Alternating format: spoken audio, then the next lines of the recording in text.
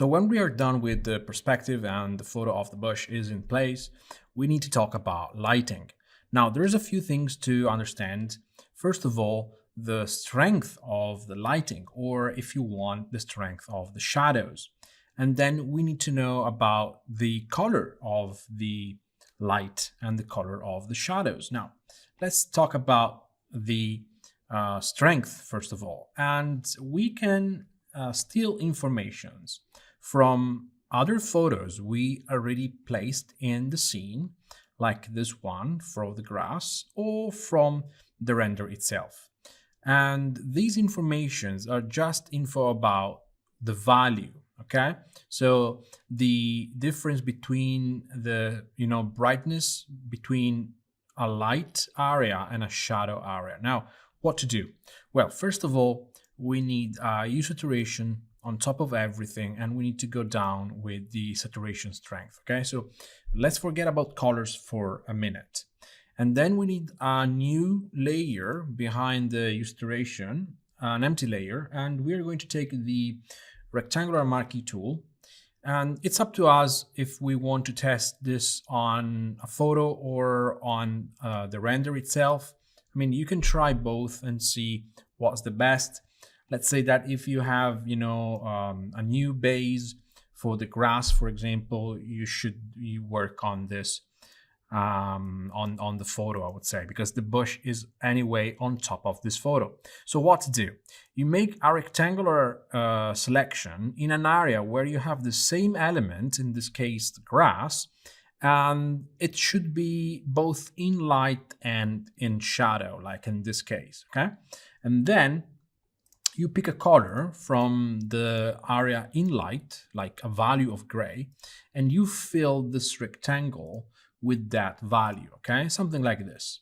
And now you deselect, you press Ctrl D, or you click anywhere else, and then you add an adjustment curves on top of this rectangle and you attach it onto it. And why that? Because now we can go down with the bright value until we create something that looks like this color here, this tint, okay, this value. So let's go down until we get something that looks almost like the color there, the gray there. So anyway, this is the amount of darkness, I would say. This is how dark the bright areas get when they are in shadow. Okay, and you can do the same if you want. So let's make a new layer and we can zoom in. We can hide for a second the adjustment here, so glasses, and I can do this. You see, this is the same material as for the couch. Is in light here, is in shadow there, and then we pick this value and we fill that area with that color, and again curves attached to it, and then we go down until we get the color on the left, the value on the left, and that's it. See? So this is how much we should go down with the brightness if we follow the render, or this is how much we should go down if you follow the photo here at the base. So it's something you have to test.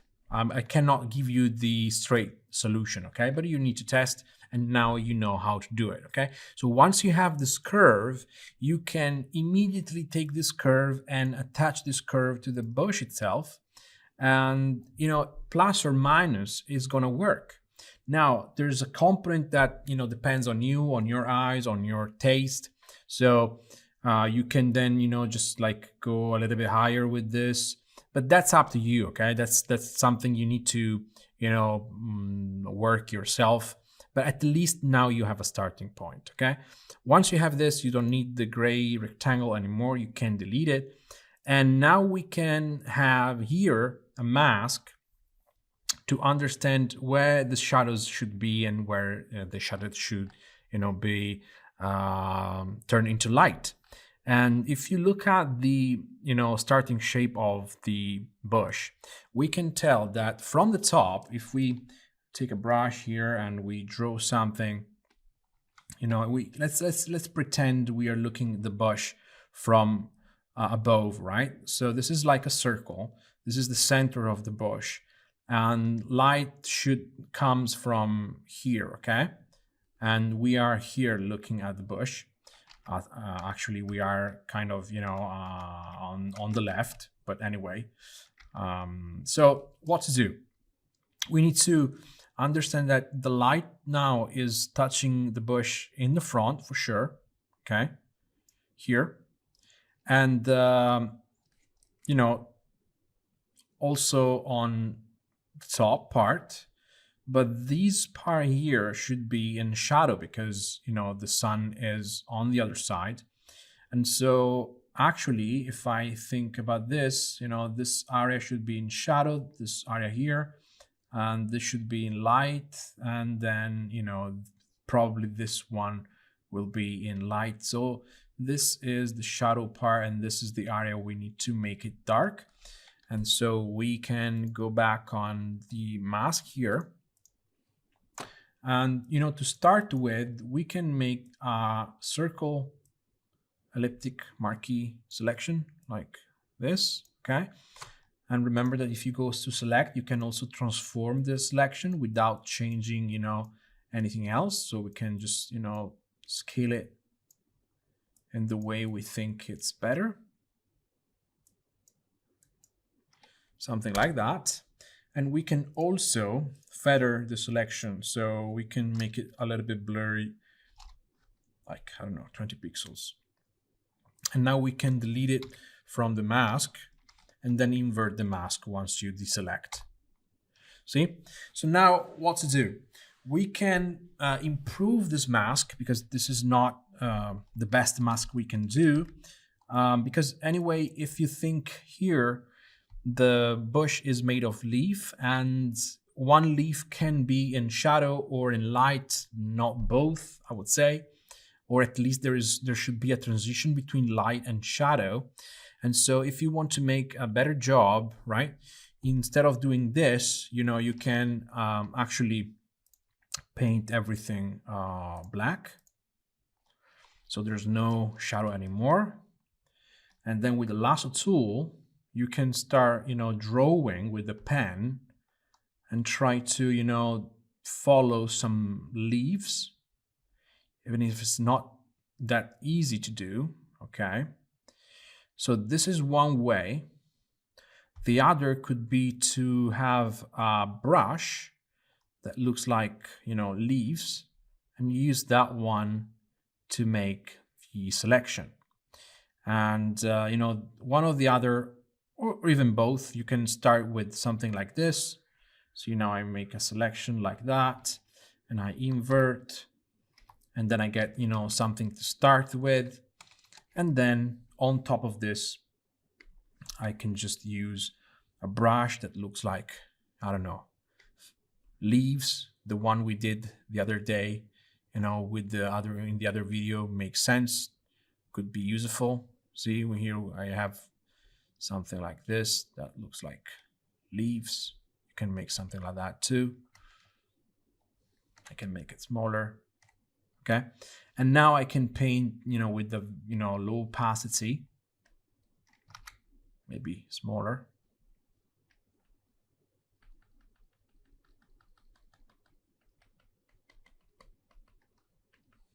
And if you want, you can also paint black, and then, you know, you have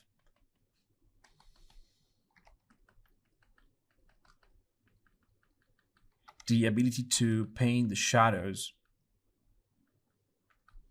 or the light where you want. Now, I don't care too much about being perfect right now, because anyway, we need to, you know, fix contrast. We need to fix the color. And the bush now looks like it's flying over the grass, which is wrong. But I mean, at the end, we are going to mask the bush to make something like looks like grass is on top of it.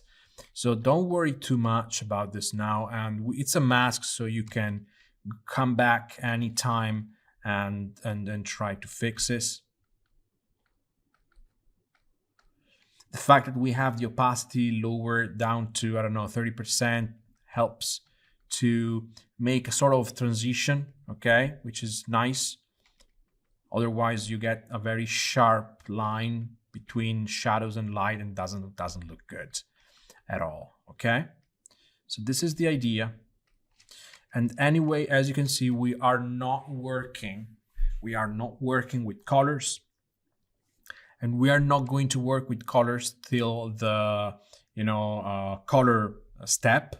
Before the color step, we have the contrast step, okay? So now to fix the contrast, we need to look at the other areas here of the photo, and we need to understand how dark, this is how I do it normally, how dark is the darkest part, okay? And if I look at the bush now, it looks like that the darkest part of the bush is darker than the darkest part of the grass. So let's say that, I don't know, the darkest part of the grass is like a very dark gray, and in here we have a black value, so it's too black. So what to do? Inside this curve here, or you can even use another curve on top, so like this, okay? We can take this dark spot here, the dark pin, and make it brighter a little bit. And as you can see now, it makes a little bit more sense. And it's not really visible if you do it and you keep watching, but it's going to be visible if you turn on and off the curve layer. See, it was too dark. And you can tell also from the viewer here, from the navigator. The navigator now helps a lot because you can instantaneously understand if something was too dark or is now working better.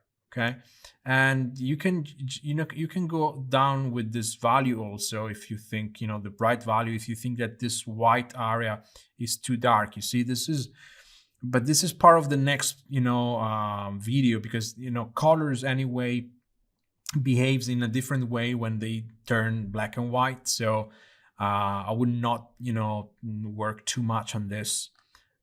We need to make the iteration invisible. Of course, now it's a punch in the face. These colors are completely off. But once we have the right values, okay, then colors are very easy to fix. Remember this, okay? So first of all, perspective, lighting, yes, but lighting should be fixed in black and white, and also contrast, okay? Colors are something on top of the contrast, on top of the lighting. To fix colors, is a matter of seconds if you have the right values, okay? So now we can just go on with the next video about colors. Remember that if you want to contrast anyway, or you want to make something brighter on the bush or on your object, you can also add on top of the curves, you can add empty layer. You can fill it by a medium gray value, and this could go in overlay, and in overlay medium gray disappear, and so you can now use the dodge and burn tool, but I don't like them. They are most of the time too difficult to manage. So what I'm doing here is I'm just picking a black value, and I'm painting here, and where I paint it gets darker, okay? So I can just go here, you see, and with a couple of touches, always with the same brush that looks like leaves, I can just add a little bit of shadow, and I would try to add a little bit of three-dimensionality to this bush. Do not exaggerate with this method, because where you paint white, it gets brighter, but it also gets wider. So gets brighter is okay, but it also becomes kind of white, and you don't want that. You want to keep some other colors, and we will see this in the next video.